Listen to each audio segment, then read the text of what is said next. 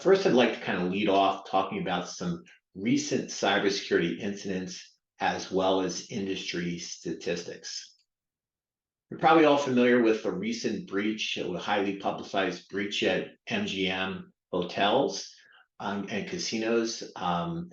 They had publicly disclosed that they're incurring $100 million in lost business related to that attack. In a similar event, Caesars at the same time, they reported a ransomware attack where they actually paid the hackers, they paid them $15 million. So another significant event. And that doesn't include all the other costs that, they're going to incur to remediate, the fines they may see from regulators, the lawsuits and other impacts to their business, a loss in stock valuation, etc. SolarWinds, this is really interesting to see how the government is really getting involved in putting some teeth into the equation here. But the CISO for SolarWinds, they had a major, probably it was well publicized, probably about 2-3 years ago. A major incident which impacted a lot of major organizations, government institutions. Well, their CISO is now facing federal fraud charges related to that incident. So again, some real teeth being put into the equation there related to cyber incidents. And lastly, I did want to mention Amazon incurred a hefty fine of $887 million from the EU in a recent ruling. So let's kind of, those are kind of examples, but I would like to also talk about, let's talk about some industry averages and some industry statistics. And IBM has a great report, their latest cost of a data breach report for 2023. And they say that globally, the average cost of a data breach is $4.4 million. That's globally. In the US, it's actually almost double that at $9.48 million. And you say, well, hey, we're a smaller company. We're not going to see that type of loss. Well, they're saying in the same report, they said that the average cost for a small company is actually $3.31 million. This kind of leads into our discussion for today. It really talks about endpoints. And in another IBM report, they're saying that 90% of successful cyber attacks originate at the endpoint. So let's talk about the evolution of endpoint protection. So I guess, let's talk about what is the endpoint anyway. And it's really the attack surface, right, where threats can originate, and is really evolving, and the lines are getting very blurred for what an endpoint is. You kind of think of the traditional suspects in a company, you think of desktops, laptops, and obviously it's morphed into mobile devices, servers, printers, point of sale systems. You'll see the list here. But really that line has blurred a lot now. So now you start looking at, a huge attack surface, and Forrester recently reported a lot of threats are occurring through IoT devices. And you kind of think of traditional ones, okay, maybe security cameras, but now you're looking at, asset tracking tools, asset monitoring tools, environmental monitors, industrial sensors on manufacturing equipment, on construction equipment. There's so many different applications for IoT devices, and it really is expanding that attack surface. And then bring it to our next area, you talk about BYOD, bring your own device, remote work, the new norm. And with bring your own device, everyone's personal gadgets are getting into the action. And that line is really moving in terms of, what's an endpoint in a corporation today. And then you talk about the proliferation of cloud services, cloud applications. You talk about virtual machines, not even a real physical device. It's virtual machines that are running on a device and trying to monitor that. And of course, you got storage devices and other types of endpoints. So again, that line is really being blurred. So let's get into some of the tools that have traditionally been used to protect your endpoints. So you're probably all familiar with traditional antivirus software and what that is. But think of antivirus software on your PC as kind of that security team that's guarding the entrance, protecting your endpoint, your PCs, your laptops from known threats. And I will emphasize it's known threats. And that security team maintains a list of all those known viruses, malware, etc. And if it's on the list, it's not letting them by the front door.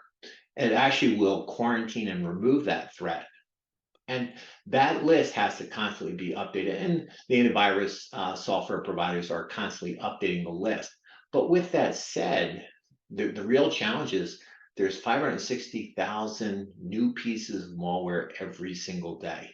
So, it's traditional antivirus software is great, but it's only known threats. It's more of a reactive approach. It doesn't have any way of addressing those unknown threats. And that moves us into our next area of antivirus, of endpoint protection software, and that's EDR, or endpoint detection and response. And really, that's looking at protecting your traditional endpoints. It has all the same antivirus capabilities to prevent known threats, but it takes it one step further. And now it has the ability to detect the unknown threats. And really think of it, EDR, as a detective. It's looking for suspicious behavior on your laptop, your PC, etc. And it has various tools at its disposal, such as machine learning, AI, behavioral analysis. And that detective is continuously monitoring and analyzing the endpoints to detect unknown threats, suspicious behavior, etc. And it records all that information as well, which is really important because that gets into the response side of things. So one, it has some automated response capabilities with EDR, and it can if there's a threat there, it can isolate the endpoint. It can kill the malicious processes. It can even reverse the effects of the attack. So that's one part of it, but not everything is going to happen through an automated response. There's other suspicious activity that's going to be happening, and they have to send alerts now to your team to allow you now to triage that issue. And the key there is, because it is tracking all of the activity on your machine, it's able to then send to your security team. It's able to send all the information, allowing them to quickly triage and respond to the incident. The challenge with EDR software, and typically you're going to find this in corporations, you're not going to find it at the individual level, but EDR software is, it's resource intensive. You're going to get a lot of alerts, and you have to have the expertise on staff to address those issues. And that kind of brings us to our next piece of, it's managed detection and response, not really software, but it's a service. And it's you're really outsourcing the support of that EDR platform. I'm not going to get into a lot of details there, but basically you're outsourcing it because you don't have those resources internally to manage it. And that brings us to our next topic. We were talking about the various types of endpoints, and we're talking about traditional endpoints, but really, you really need to have a more holistic view of your entire IT environment. And that really expands beyond your own walls too.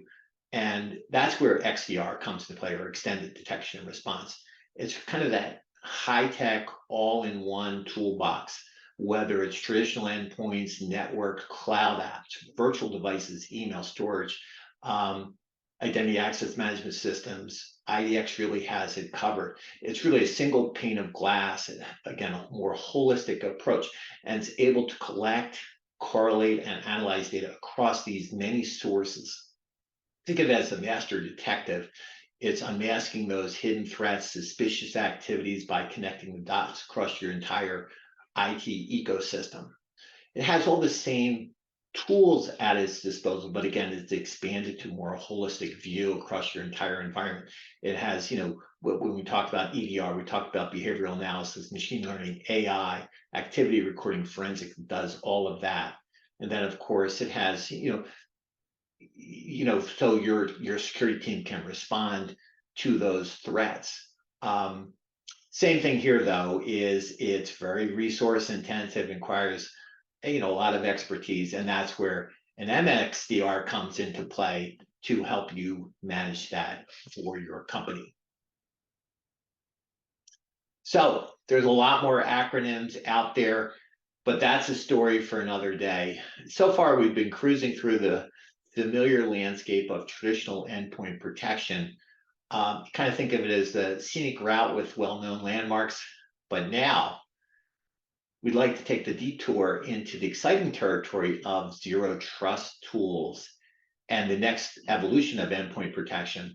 And these are high-tech, super smart cyber bodyguards that are always one step ahead of protecting your endpoints. And with that, I'm going to turn it over to Oliver Plant. Oliver is the senior solutions engineer at ThreatLocker. He specializes endpoint cybersecurity and zero trust. He serves as the lead technical expert on product knowledge, demonstrations, and implementations of ThreatLocker endpoint protection platform. His goal is to provide deep technical knowledge of products, implement security solutions, and ensure customer success. And with that, I'm really pleased to welcome Oliver. I'm going to turn over to you, Oliver. Okay, thank you very much, Bill. Hi, everybody. Yeah, so my name's Oliver. I'm a senior solutions engineer here at ThreatLocker. And what I'm going to do today, I'm going to share my screen in a moment and just show you how we approach things a little bit differently here. So instead of on the detection side, which Bill was talking about earlier, we're more on the control side. So let me share out my screen and let's get started. And there were some really interesting kind of statistics and news snippets there. And I think it makes you realize how kind of scary it is, because these organizations are huge. They've got big budgets there. They do invest in security. But the trouble is, especially with things like ransomware, it's trying to distinguish, what's good and what's bad. Because syncing data to the cloud where they steal your data isn't necessarily a bad thing. And if we stop that every time it happened, it will be exceptionally disruptive. And encrypting data is a best practice. We should be encrypting data to protect it. So if we stopped the encryption of data, that would be very disruptive as well. So let's have a look and see how we can help here. So this is our portal. So ThreatLocker is an agent-based endpoint security solution. So that means we deploy an agent on all of your endpoints. And to begin with, those agents start out in what we call learning mode. So this means we're not just going to come in and start creating disruption and start blocking things. What we're going to do is sit there behind the scenes, and we're going to learn all of those applications that people are using day to day. So all of the applications that are in use in your environment. And we're going to create policies to allow those applications to continue to function and to be able to update themselves as well. So we're going to get you to the state where all the software that people need to run is going to be permitted, and anything new that tries to execute is going to be denied by default. So when I say anything new, if a user decides to download a new application that they've never used before, that's going to be denied by default, and someone will have to request access, and there'll be an approval process for that to see if it's an appropriate piece of software. But the real valuable part here is ransomware is software, malware is software. So by denying by default, we're blocking ransomware and we're blocking malware as well. So this list here on the screen is a list of policies that we created automatically during that initial learning phase in my demo environment here. So every time something executes in my environment, we're going to compare it to this policy list. If someone's trying to execute something that exists and that is permitted, it's going to match one of these policies. If someone downloads something new, or if someone clicks on one of those bad links and it tries to execute malware or ransomware, it's not going to match any of these policies. So instead of us trying to make a judgment call and deciding, is this software good, or is it trying to do something bad, or is it trying to do something unknown? We don't really care. It's new. We haven't seen it before in your environment. So we're going to block it. We're going to present the user with a pop-up. And then if it is a piece of software they really want to use, they can send through a request. And then whoever's responsible for approving those requests and have a look and then decide, is it appropriate for this organization and is it safe? And then from there, things can be permitted within a matter of seconds. In a moment, I'm going to show you what ring fencing is as well, because there's kind of multiple components here. Because the first thing we do is create these policies. So we're defining what is allowed to run in your environment based on what's appropriate and what's normal. And that's all automatically done at the beginning. Now my environment's secured. If someone tries to run something new, I'm going to be the end user now. Regardless of what this is, good or bad, there's no policy for it. So it's blocked. The user gets a pop-up. In this case, the user can say, you know what, I do need to use this, so I'm going to send through a request. A great thing here is it makes the user stop and think. This is going to go to an IT department or some kind of IT admin. They're going to make a judgment here, like, do I really need to use this software? So really, you're only going to get requests for things that people actually need for a business purpose. So let's send through that request. Now, whoever is taking that responsibility of processing the request will get an alert, and we'll see that a user is trying to execute something here. And from here, we get to decide, do we want to permit this? If yes, where do we want to permit it for? Do we want to permit it for the individual machine or the individual user? Or is this something we want to permit everywhere? This particular example is really straightforward because we're aware of this application. And what I mean by that is we've got a library of around 2,200 applications that we're taking the responsibility of keeping those application definitions up to date. Historically, application allow listing has always been a great idea, a great concept, but it has been very difficult to manage and maintain. Keeping application definitions up to date, all that disruption. And this is where we kind of step in and start to change it, really. So this is an easy one. We're aware of this application. We'll match it to TeamViewer. You get to decide if you want to permit it or deny it. Now, what happens if someone tries to execute something totally new that has never been seen before? It's not been seen by us. It's not been seen by VirusTotal, so all those vendors. How do you decide if you're going to allow that or deny it? Because if you just run it on your own machine to test it, you're potentially putting your infrastructure at risk. So another option we have here is our testing environment. And what this does is it launches a VDI on our side in our environment. It uploads that executable to the VDI, and then it allows you to execute it within our environment. So if it's something safe, that's great. We will learn it inside this VDI environment. If it's something malicious, we have a number of sensors around the operating system, and we'll be able to give you a heads up. These little traffic lights will start to go red if anything happens during this install that either is not normal or is potentially malicious. So for example, if any of the executed files are recognized by other vendors as malicious, we'll tell you. If this application decides to start interacting with any canary files we've got on the operating system, we'll tell you as well. And then we get to make the decision. We can end and capture, i.e. we're going to approve this, or in this case, I'm just going to discard it because I don't want the user to be able to run this. So that is how we get down to permitting an application or denying an application. Let's go back to our policy list. And what I want to talk about now is ring fencing.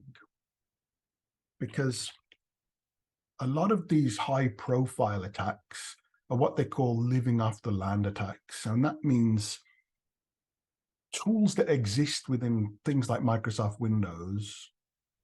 So those default applications that exist that are going to be permitted can be leveraged to do things against you. So let's have a look at a couple of examples. Let's say Microsoft Office and PowerShell that's built into Windows. I think all of us probably day in, day out receive emails that are either spam or phishing. Now, the trouble with some of these emails is they try to force the user into doing something that's risky or malicious. So this is our Microsoft Office policy. And this is permitting all of those Microsoft Office applications, but you'll see that it says ring fenced in brackets. And what the ring fencing does, it says, yes, we're going to permit this application, but we're going to put some controls around the application to make sure it stays in its lane and it doesn't do anything that it shouldn't be doing. So with the case of Microsoft Office, under application interaction, I'm saying that, yes, my users can run Microsoft Office, they can use all the Office apps, but those Office apps have no business executing things like PowerShell or command prompt behind the scenes, because they don't need to do that to function, and it is an attack vector that we want to control. So this is a document that came to me in an email, and I'm a kind of regular end user, and it says, oh, I have to change my password. I'm a little bit suspicious, but the link clearly says office.com, so this is okay. Now, if I hover over this link, I can see that it's actually trying to execute PowerShell. But as a regular user, I'm not going to do that. I'm just going to click the link. Microsoft Office steps in and says, hey, this is not a good idea. And again, because I'm a user, I'm going to say, well, that's okay. I'm going to continue. And they try and warn me again, but I ignore it. Now, what would happen without ThreatLocker is that Microsoft Word would execute PowerShell. And then whatever script is configured there would start to run within the user's profile. Maybe it's there to exfiltrate data, maybe it's there to encrypt data or delete data. But the key thing here is that we stop PowerShell from launching, not because we block PowerShell by default, but we block Microsoft Office from being able to execute PowerShell. So that's where the ring fencing kind of really comes in and stops these known good applications from being weaponized and used against you in a bad way. That was Microsoft Office. Let's have a look at one more ring fencing example as well. This one is a little bit more technical. So this is PowerShell. So PowerShell is like command prompt. It's built into Windows. It's a crucial part of the operating system, but it's a real risky part of the operating system in the hands of the wrong person. So let's have a look. So we're permitting PowerShell. We don't want to block it, but we do want to put some controls around PowerShell. So the first thing I want to do, and this is all by default as well, so these are all our kind of out-of-the-box policies. So I've got PowerShell, and I'm saying, yes, PowerShell can run, but PowerShell is not allowed to instruct BitLocker to encrypt data, and it's not allowed to leverage specifically Internet Explorer because that's a vulnerable browser now, so it can't talk to those apps. But then I'm also saying PowerShell cannot interact with my file system, because if someone launches PowerShell and instructs it to go and delete all my network shares, it doesn't need to do that. And obviously it's risky. So PowerShell can't talk to my file system. PowerShell can't talk to the internet, and it can't talk to my local network. Exclusions and exceptions being that during that learning mode, we'll create exceptions automatically based on normal behavior. But once we're secured, if it tries to do something that it hasn't done before, it's that whole block by default kind of approach steps in again. So the zero trust approach. So when we go to trade shows, a lot of our kind of technical engineers will go to a trade show with what we call a rubber ducky. So it looks like a USB thumb drive. You plug it into your machine and it presents you with USB thumb drive storage. So to the end user, it all looks normal. But on that thumb drive is a keyboard emulator. So you can program it to start typing when you plug something into a machine. And this is quite a common way to maybe steal data from a machine. When you hear stories of people finding USB thumb drives in the parking lot and curiosity gets the best of them, they plug it into their machine and all of a sudden their data is stolen or they've got ransomware. And this is a great example. So I plug in that thumb drive into my machine, and this is what executes. Very quickly, it launches PowerShell, doesn't need to run as admin or anything like that. It starts to go through all my documents on my machine, and it syncs them up to Google Drive somewhere. So like we were talking about with ransomware earlier, PowerShell executing on my machine is nothing malicious. and then data being synced to Google Drive, again, is nothing malicious. This is something that happens all the time. But obviously in this case, I've plugged in a thumb drive to my machine that belongs to someone else, and they're leveraging that PowerShell to take my data and put it into their Google Drive, essentially stealing my data. But with the ring fencing, if we look in our audit here, when PowerShell ran, it tried to touch my files, and then it tried to write those files up to the cloud to Google Drive. And this was all ring fenced. And this is because it's not allowed to talk to my files unless there's exclusions. And it's never spoken to that specific Google Drive URL again before. So it's just not allowed to talk to that URL. And I think the key thing here is that technically nothing happening here is malicious. And this is why the ring fencing is so valuable, because regardless of something being malicious or not, it's very simple. If it's not allowed, we're not going to let it happen. Now, before we look at the elevation control, I want to show you the unified audit as well, because it's all good and well that we're doing this and we're protecting you and we're blocking these things, but what kind of visibility do you have? So if I just do a generic search, the unified audit is intentionally very busy because we're logging many things going on all of your endpoints. So this is me trying to run that script. So let's go through what we are logging. We're logging things executing, whether they're permitted or denied. We're logging network activity. So I'm logging inbound network traffic to my endpoints, and we can control that with network access control that we'll see shortly. And I'm also logging outbound network traffic as well, which we can control with our ring fencing. And then we're also logging more generic interactions with the file system as well. So if files go missing, we can tell you what happened to them. So if someone deleted them, we can show you this is when it was deleted, this is who deleted it. If files have been moved or copied, or just very simply if someone's read a file somewhere, we can give you kind of full visibility into that. And we'll have a little deeper dive into that when we look at the storage control in a moment as well.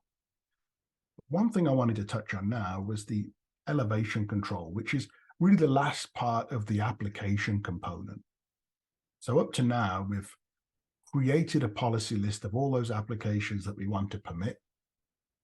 And then we've got the ring fencing component that says, okay, these applications are permitted, but now let's have a look at what those applications can or can't do with the ring fencing. And once we're there, we can go a step further, and then we can say, all of those applications that require local admin permission, let's give the application that privilege rather than the user. So if you have applications that have to be run as admin every time, rather than kind of compromising and giving a user a password to type in that they could theoretically use with other things, or maybe putting someone in the admins group, I can take any of my policies and say, as well as permitting the application, this little blue icon here means that I'm elevating the application as well. So it means that even though I'm not an administrator on this computer, I'm able to run specific applications as administrator. Now, this can be done ahead of time like this. I'm kind of being proactive and I know which applications need to run as admin. So I've done this manually here, but it can also be done on demand as well. So I've got Notepad++ here, and I'm allowing that to elevate. So let's find Notepad. I do run as administrator. There's a little optional pop-up for the user here, just saying that we're assisting. And then we can see that I'm running Notepad as administrator now. But if I try and run something else as administrator, in this case, Google Chrome, I'm not an admin on this machine. So I have two options. I can either type in credentials if I know them, or I can leverage ThreatLocker to say, I need to run this software as admin. Please approve that for me. And then it can go through that same approval process. So we can elevate very specific applications rather than users. And also for maintenance purposes, we can elevate machines as well. So let's say you have a regular user that's wanting to do some maybe some firmware updates or something, we can elevate an entire machine for a period of time as well. So we've defined the apps that we want to permit. We've put controls around those applications so they can't be weaponized against you. We've removed people's admin rights, and we've replaced that admin permission for the user with admin permission for the individual apps instead. The next thing we want to do is start looking at the network level. Bill spoke earlier about, I think it was 90% of attacks coming from the endpoint nowadays. So it used to be that we concentrated very much on physical firewalls in our offices and then very strict firewall rules for our servers. But then COVID happened, so now our network is essentially the internet with plenty of people working remotely. So what happens, for example, when someone plugs into a network at a coffee shop or an airport? The first thing they see is that pop-up that says, do you want to be discoverable on this network? And I'm betting that probably most people don't know what that means, and they click on yes. And all of a sudden, what that does is it opens up a couple of ports on the machine that can be misused by malicious people. So with the ThreatLocker network control, we take over from the Windows firewall, and all of your policies, firewall policies, will be defined in the portal instead. So this case, for my workstations group, I've opened up two very specific ports that Windows uses for machines to communicate with each other. But instead of me saying, I'm just going to generically open these ports on these machines, I'm saying, yes, these ports are open, but they're only open to computers in my organization. Now, this ties into the ThreatLocker computer objects. So it means that I'm opening these two ports only for computers running ThreatLocker that exist within my own organization. So if I do go to Starbucks and I plug into the network, these ports will appear to be closed unless I've got a colleague sitting there who's trying to connect to my machine. He's running a computer running ThreatLocker. Let's have a look at one more example as well. Now, in this case, I've got a small IT department that works in my organization. And this IT department have a couple of machines, and they insist that they want to use remote desktop to all of the servers whenever they want, so they can do maintenance and things like that. So in the past, I've opened up that remote desktop port for my network, and I've relied on the Windows authentication to make sure that only my IT department can connect to those servers. But with network control, we can define a computer group. So I'm opening up port 3389, so I'm opening up a remote desktop. We're permitting that for all of our servers, but only for computers that are in the IT workstations group. So this means if someone that isn't in the IT department tries to connect, it just appears that the port's closed. Or if someone tries to connect from a computer not running ThreatLocker, again, it just appears that the port's closed. So instead of generically opening up ports because somebody on the network needs to access a service behind that port, we can open up the ports and say only to computers within our ThreatLocker portal, either all of them or specific computers or specific groups. Everything else that you don't want to permit is going to hit the deny policy. So very similar to the application control, we just want to deny by default and permit only what we need. And this way, everything unknown, good or bad, will be blocked. And that's very important nowadays because there are, I think like Bill was saying, something like 560,000 new, so essentially unknown threats every day. So it's a good idea to just permit what you need and block everything else for applications and the network side. Now let's go to storage control. This will probably be our last module to look at today. It's one of my favorite ones in terms of protecting your company data in a couple of different ways. Before we look at the policies, let's go back to the audit. Earlier on, I was saying we're not just logging things executing in network traffic, but we're also logging interactions with the file system as well. So I've got a little script that runs in the morning for my demo environment, and it just interacts with a file so I can show you what happens here. So I've got a document called demo that lives on my server in the public share, and I can see that Bob, the user, he read that document, totally fine. Then I could see that he took a copy, so he wrote that document to his local documents folder. And then I can see he attempted to write it to the D drive. So let's expand this one and have a look. So when we expand any event, it gives us more information. So I can see that this is a USB storage device, and Bob's trying to write this file for whatever reason to a USB storage device on his machine. But for my particular organization, I've got controls using ThreatLocker around USB storage. I'm permitting very specific devices based on their serial number, and I'm denying by default all other types of USB storage. Now, this doesn't mean people can't plug in keyboards or mice or cameras.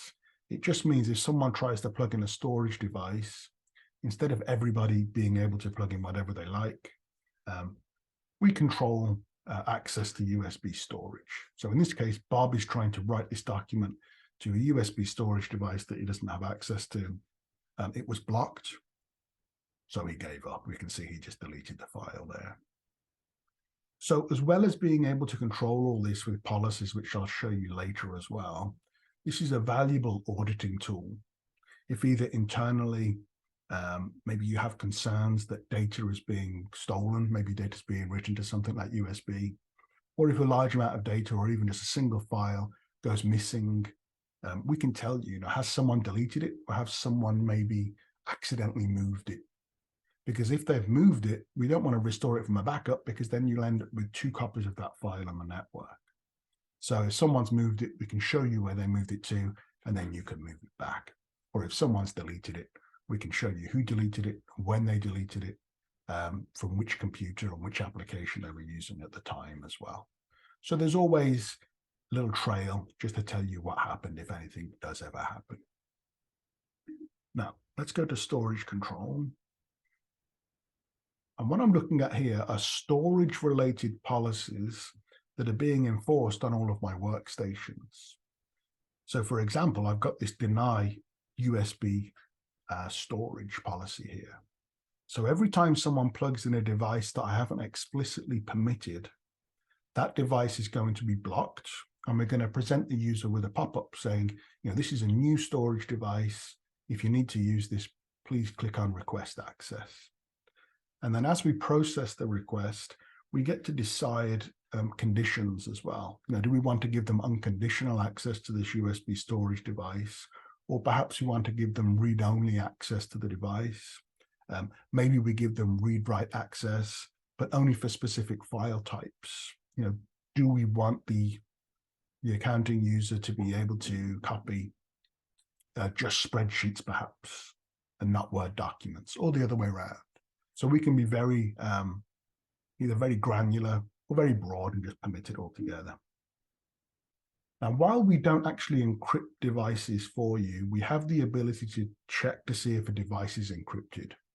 So if you ensure that all of your USB devices are encrypted before you hand them out, just in case someone loses them, we could create a policy that says USB is permitted, but only if USB is encrypted. So if somehow encryption becomes disabled, then we will disable access to that device as well. So that was USB. If we look at some more traditional file shares now, let's have a look at this one. So on my server, I've got a file share called public, and all of my users map that to drive P. Inside this file share, we store Office documents and nothing else. So I can double click and this opens as normal in Microsoft Word. Now, when you have full access to a network share, all the applications that are running on your computer have that same level of access that you do. And that's potentially dangerous. If an application becomes weaponized and it has access to all of your data, a bit of a risk there. So we go a little step further here, and we define which applications we want to be able to interact with our network shares. So for this P drive, the public share, because I'm only storing Office documents in there, I'm only permitting Office applications. So if I try and open this document in something else, regardless of it being good or bad or otherwise, it's not on this list. So even though Notepad is generally permitted as an application, it's not appropriate for Notepad to touch this share. It's only the Office apps. So let's block everything else. Another great example could be backups. This is my backup share. I want to make sure this is protected. Even if a user somehow gets some admin rights, I don't want users browsing my backups. So what I've done here, I've gone a step further, and I've permitted the backup software to be able to write backups and read backups when I want to restore data. But I've removed Windows Explorer from the list here. So even with full share permissions, I just can't browse that share.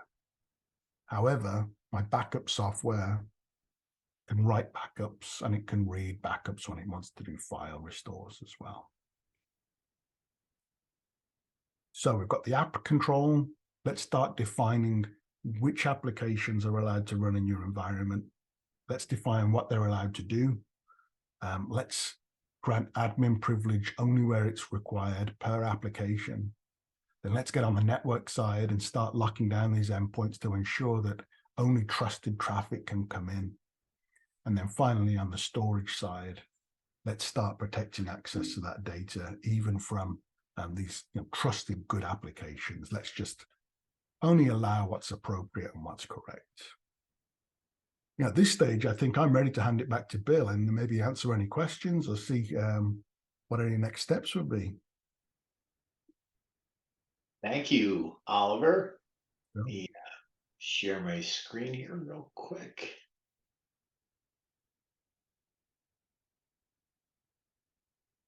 Oliver, great information there. We really appreciate it. Thank you. Okay. I would like to cover a few follow-up items, then we're going to move into our question and answer section of our webcast. We ask you please take a moment to click on the link, and I provided that link in the chat to our survey. It will only take about 30 seconds to respond to the survey. Your feedback is really appreciated, and of course, if you do enter, you're going to be entered in a chance to win a $25 Amazon gift card. So I'm just going to give you a 30 seconds here, if you don't mind, if you could quickly complete that survey. If you can't, it'll also pop up after the webcast, and you can complete it then. Again, we really appreciate your feedback there.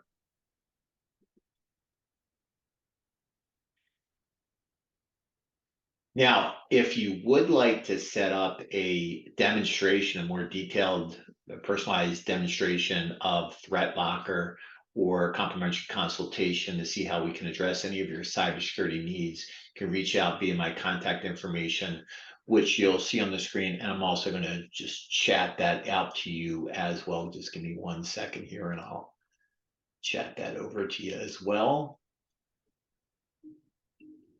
Okay. Very good. Just keep on going here. Did want to mention that GSI provides lots of free educational resources. We have our weekly webcast, like our webcast today. We have our monthly newsletter. Lots of great content out on our YouTube channel. We do participate in all the major industry events, conferences, user group meetings, and then we do also have our on-site and virtual workshops as well. If you'd like to stay connected with us, you can reach out on any of our many social media channels. And of course, most importantly, let's get into our questions and answers. And I see we already have a couple questions submitted online, but do like to remind you, if you'd like to submit a question, you can do so. Just click that, see that Q&A icon that I'm pointing to right there. That'll be on your Zoom menu. You can submit your question there, and we'll be here to answer your questions. So with that said, let's get into our questions and answers. Our first question comes in from, let me open up my screen here so I can get the questions here. Give me 1 second. And our first question comes in from Mark. Mark, hello, good to see you again. And I think Oliver, you already responded, but I guess for everyone listening, it might be helpful if you don't mind responding. Any changes to policies captured in the unified, or excuse me, are changes to policies captured in the unified audit? Yeah, that's a great question, especially with it being a security tool. So yeah, so we have the unified audit records everything that's going on the endpoints.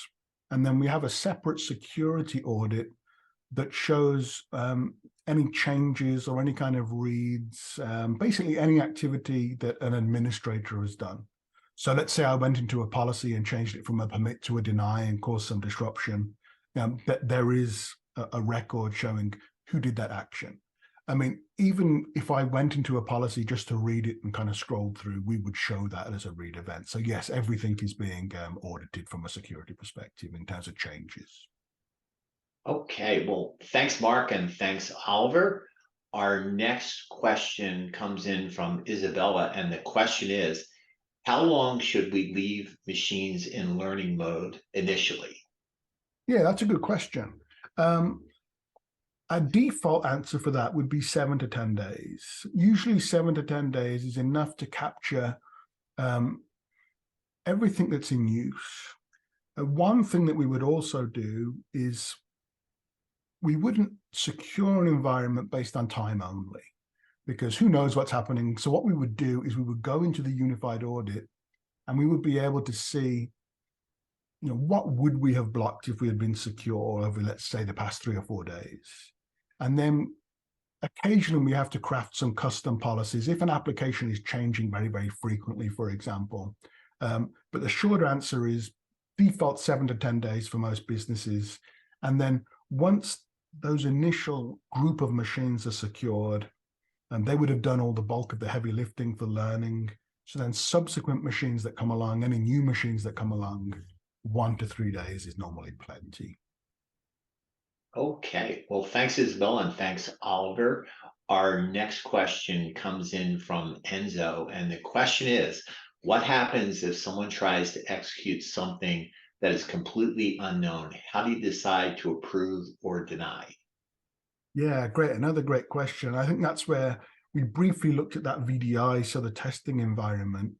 And that's something, if we book another demo at some point, maybe some one-on-ones, we can do a deeper dive on that.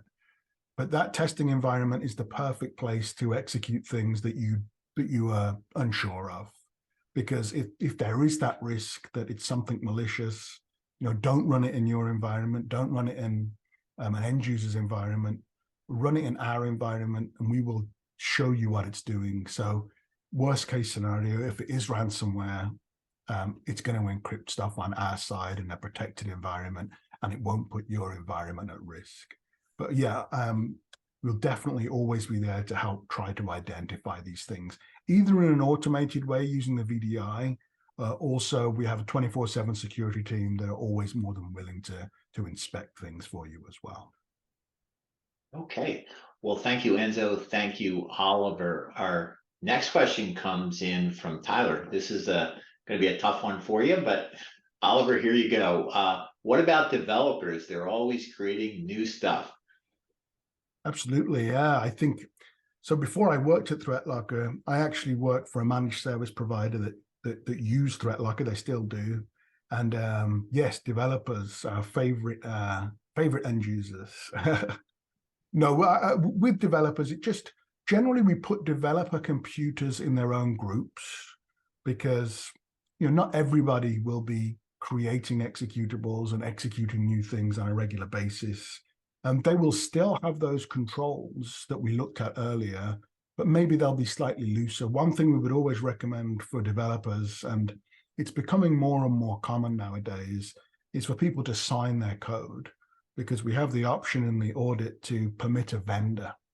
So if you have a development team that are willing to sign their software, then we can say anything signed by them, anything signed by this particular vendor, let's approve that by default for the developers group to begin with. And then once they've done that development and they've done that staging, then we can promote those policies from the developers group to the regular workstations. Hopefully that answers the question. Hey, well, thanks, Tyler. Thanks, Oliver. Okay, here's a really good one as well. Probably the #1 attacked person, or at least through social engineering, used to attack other people. But what about the difficult users like the CEO? Yeah, that is a tricky one, because then generally if they want something, they're going to want it pretty instantly. And they ultimately have the say so, I guess, if they get it or not.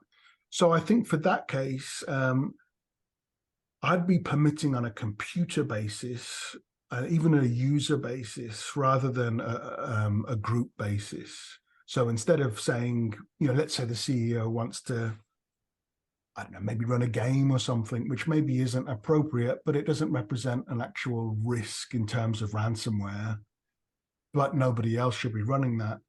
We would approve for the individual machine, and even get it down to the individual user if it's maybe a shared computer. For example, if it's a remote desktop server, we could permit this piece of software for the remote desktop server, but only for the CEO's user account. So yeah, we can get very granular in instances like that.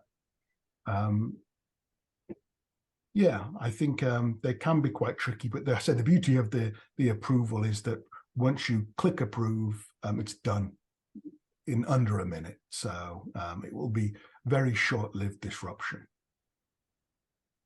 Well, thank you, Maria, and thanks, Oliver, and thank you, everyone, for your questions today. Did want to mention again, if you'd like to set up a deeper dive demonstration of ThreatLocker, or discuss how GSI can help address any of your JDOS needs, you can reach out via my contact information, which you'll see on the screen, but I also provided in the chat as well. Before we wrap up here, Oliver, any closing comments? No, I think what you just said, to be honest, Bill, I'd love to be able to do a deeper dive and a one-on-one. Because I know in a webinar, it's a little bit different when we have to type questions. So I think having a conversational demo, happy to answer any questions. And if people have interest in specific components that we've looked at, we can really drill into those and go a lot deeper. So more than happy to, dedicate time to anybody that wants to do a one-on-one demo.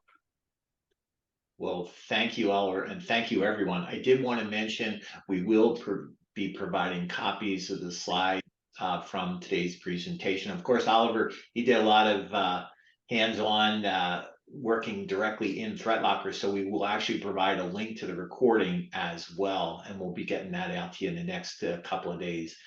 Please feel free to share that with your colleagues. And again, if you'd like to set up a complimentary demonstration, more than glad to get that set up for you. Thanks again, everyone, for attending, and have a great day.